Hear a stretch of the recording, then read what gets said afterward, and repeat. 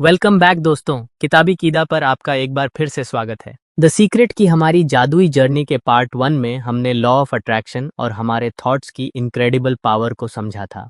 हमने जाना था कि कैसे आस्क, बिलीव और रिसीव की 3 स्टेप प्रोसेस हमारी रियलिटी को शेप करती है।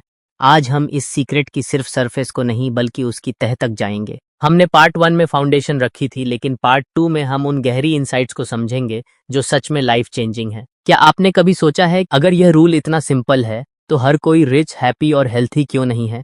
क्यों इतने सारे लोग ट्राई करते हैं लेकिन फिर भी उन्हें अपनी मनचाही चीज नहीं मिलती?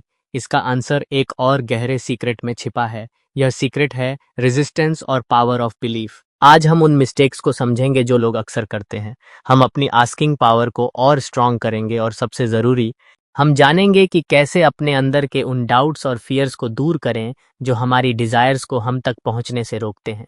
यह समरी सिर्फ सुनने के लिए नहीं है, ये आपकी माइंडसेट को हमेशा के लिए बदलने के लिए है। तो चलिए उस जर्नी को जारी रखते हैं जहां से हमने छोड़ा था। अपनी सीट बेल्ट बांध लीजिए क्योंकि हम द सीक्रेट की गहराई में उतरने वाले हैं। सोचिए, आप यूनिवर्स से कुछ मांगते हैं और यूनिवर्स उसे देने के लिए रेडी है, लेकिन फिर भी आपको वह चीज नहीं मिलती। क्यों? क्योंकि आप खुद ही उस चीज को अपने पास आने से रोक रहे हैं। यही है रेजिस्टेंस। रेजिस्टेंस का मतलब है वह एनर्जी या फीलिंग जो आपकी डिजायर के अगेंस्ट वर्क करती है। यह डाउट, वरी, फियर या नेगेटिव थॉट्स के रूप में मैनिफेस्ट होता है। यह एक ऐसा अदृश्य बैरियर है जो आपकी पॉजिटिव एनर्जी को ब्लॉक कर देता है।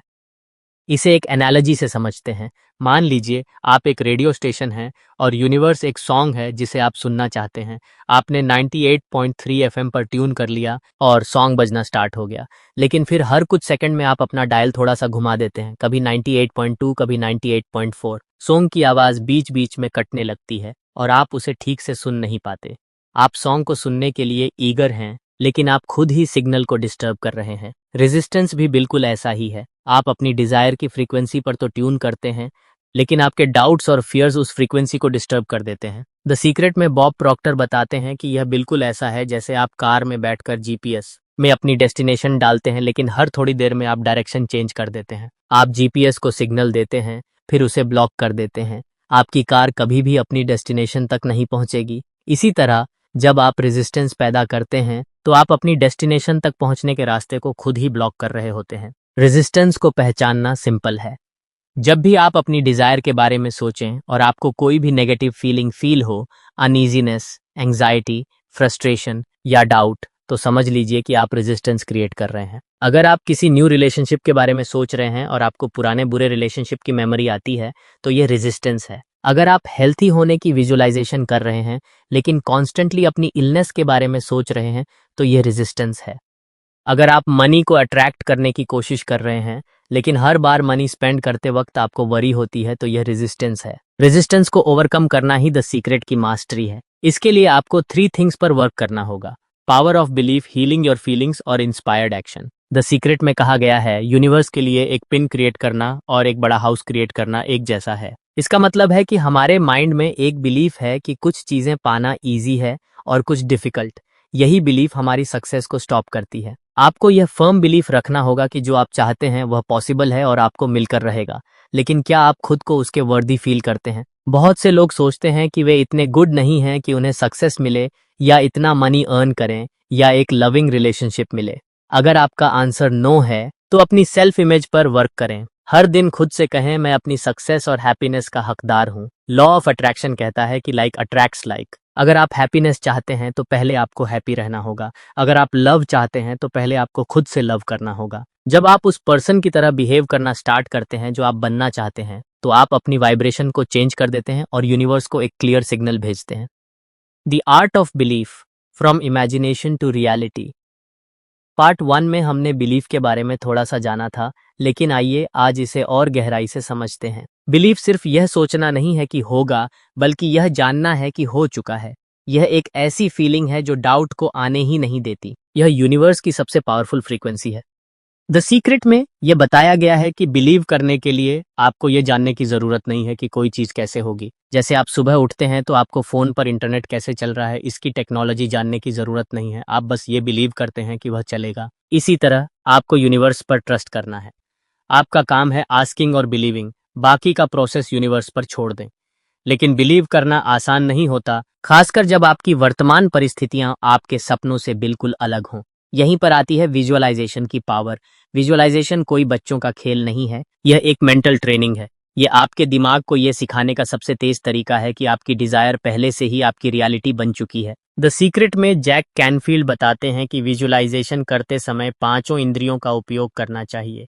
सिर्फ देखना नहीं, बल्कि महसूस करना, सुनना, सूंघना और छूना भी। अगर आप एक न्यू कार चाहते हैं तो सिर्फ उसकी इमेज न देखें, इमेजिन करें कि आप ड्राइवर सीट पर बैठे हैं। उसके लेदर की स्मेल कैसी है, इंजन की आवाज कैसी है, स्टीयरिंग व्हील को छू कर देखें, रेडियो पर अपना फेवरेट सॉन्ग बजता हुआ सुने, और सबसे इंपॉर्टेंट, उस हैप्पीनेस और प्राइड की फीलिंग को फील करें।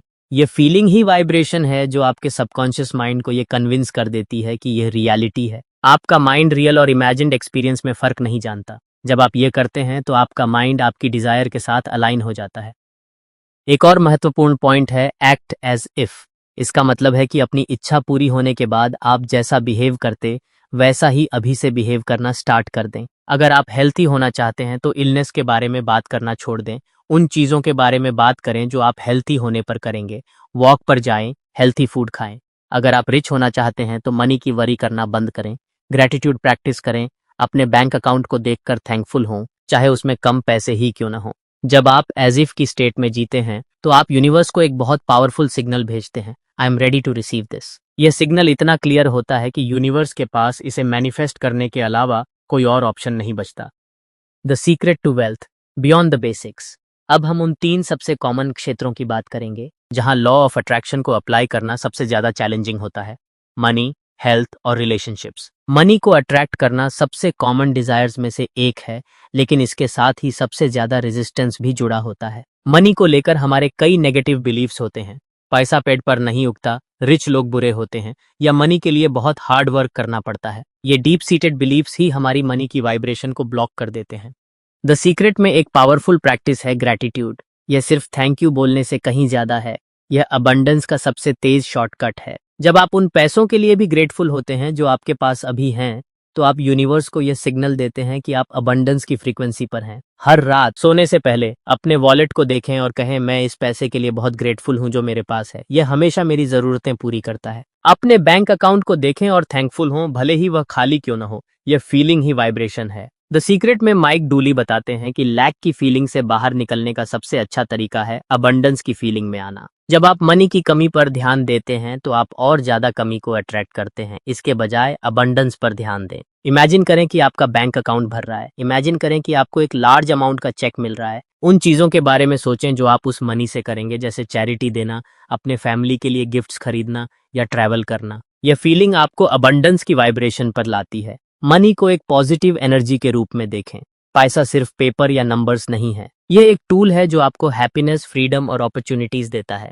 अपने मनी को क्लीनली रखें और रिस्पेक्ट दें। अपने बिल्स को हैप्पीनेस और ग्रेटिट्यूड के साथ पे करें, ये फील करते हुए कि आपके पास हमेशा इनफ है। और याद रखें, सिर्फ थिंकिंग से मनी नहीं आता। यूनिवर्स आपको अपॉर्चुनिटीज देगा और आपको उन अपॉर्चुनिटीज पर एक्शन लेना होगा। जब भी आपको कोई आइडिया आए, उस पर ध्यान दें और स्टेप उठाएं। The secret to health beyond sickness.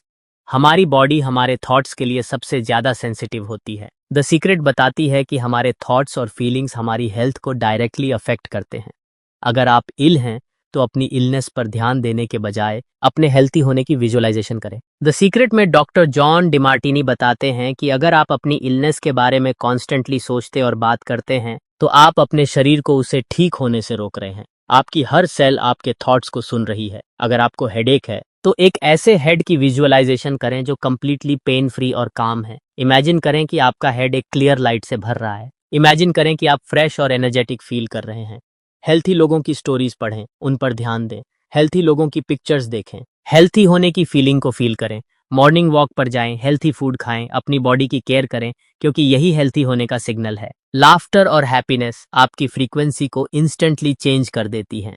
Laughing आपके इम्यून सिस्टम को स्ट्रॉन्ग करता है और स्ट्रेस को रिड्यूस करता है। कॉमेडी मूवीज देखें, फ्रेंड्स के साथ टाइम स्पेंड करें और अपनी लाइफ में हैप्पी मोमेंट्स को बढ़ाएं। याद रखें, आपका बॉडी एक अद्भुत टूल है, इसकी पावर को अंडर एस्टिमेट ना करें। अब हम बात करेंगे सबसे पावरफुल और सेंसिटिव टॉपिक की, रिलेशनशिप्स। अगर आप अपनी लाइफ में लव और गुड रिलेशनशिप्स चाहते हैं तो लॉ ऑफ अट्रैक्शन यहाँ भी पूरी तरह से वर्क करता है। अगर आप खुद से लव नहीं करते तो यूनिवर्स आपको एक ऐसा रिलेशनशिप देगा जो उसी फीलिंग को रिफ्लेक्ट करता है। आपकी लाइफ में हर रिलेशनशिप आपके खुद के साथ आपके रिलेशनशिप का ही रिफ्लेक्शन है। खुद को फॉरगिव करें और अपनी स्ट्रेंथ्स पर ध्यान दें। सिर्फ पार्टनर की विजुअलाइजेशन नहीं, बल्कि यह विजुअलाइजेशन करें कि आप उस रिलेशनशिप में कैसा फील करेंगे। उस फीलिंग को फील करें जैसे कि वह रिलेशनशिप पहले से ही आपके पास है। जब आप दूसरों की हैप्पीनेस पर ध्यान देते हैं और उनके लिए अच्छा फील करते हैं, तो आप खुद भी उसी हैप्पीनेस को अपनी तरफ अट्रैक्ट करते हैं। यह एक चेन रिएक्शन की तरह है। द सीक्रेट की हमारी जर्नी यहाँ पूरी होती है।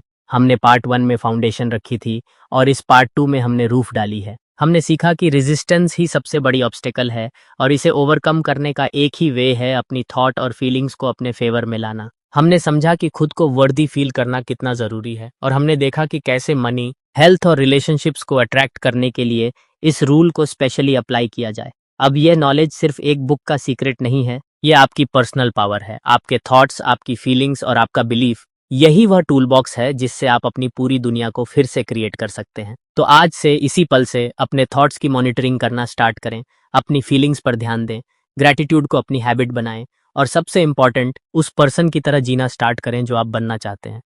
क्योंकि जब आप अपनी इनर वर्ल्ड को चेंज करते हैं तो आउटर वर्ल्ड को चेंज होना ही पड़ता है। अगर ये समरी आपके दिल को छू गई हो और आप इस नॉलेज को अपनी लाइफ में उतारने के लिए रेडी हैं, तो प्लीज इस वीडियो को लाइक करें और कमेंट्स में हमें बताएं कि आप सबसे पहले किस चीज को अट्रैक्ट करने की कोशिश करेंगे। हमारे चैनल किताबी कीड़ा को सब्सक्राइब करें ताकि हम ऐसी ही और बुक्स आपके लिए लाते रहें। मिलते हैं अगली स्टोरी में एक और बुक, एक और जर्नी, एक और चेंज के साथ। धन्यवाद।